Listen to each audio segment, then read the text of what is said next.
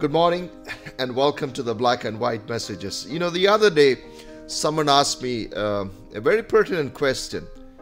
He said, is it okay for Christians to have strong emotions about the election results? And my answer was certainly yes. God has created us not as stoic people, but as emotional people. Ecclesiastes 3 points out that there is a time to weep and laugh, a time to mourn and dance, a time to hate and love. And emotions are not evil. They are expressions of our identity as people created by God. And they do not display a lack of faith in God. On the contrary, it shows that we have something that God has gifted us with that we are expressing. Now, if you have any doubts about this, read Psalm 22, which starts like, my God, why have you forsaken me? Why are you so far away from saving me from the words of my groaning?" Or you look at Psalm 118:24, which says, "This is the day that the Lord has made. Let us rejoice and be glad in it." So, feel all the feelings, bask in them. Then take every one of them, including the last bit of them, to the Lord. Bring them to the Lord. That is where our feelings finds its culmination and are vindicated.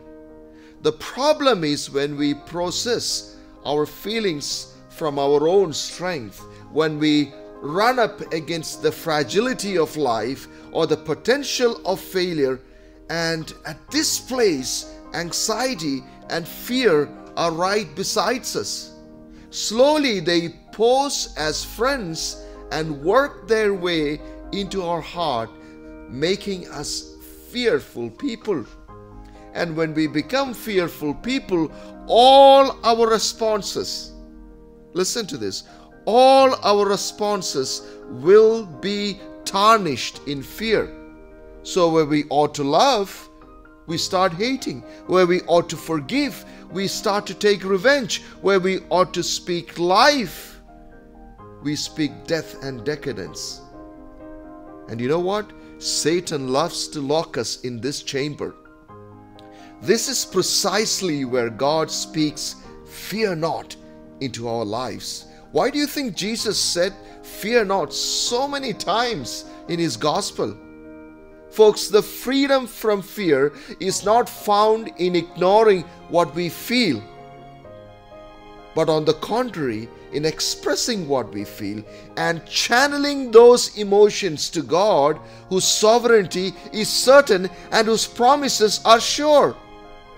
And when God processes our feelings, fear is thrown out, and it's always a win-win situation, no matter whatever happens. But when we start processing our feelings, we may not get those results.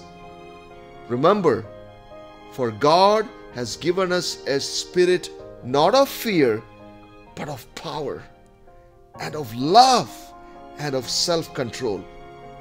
And I hope this message would be a blessing to you this week as you process the results of the elections. And no matter which side of the aisle you are, always bring your emotions to the Lord. Amen.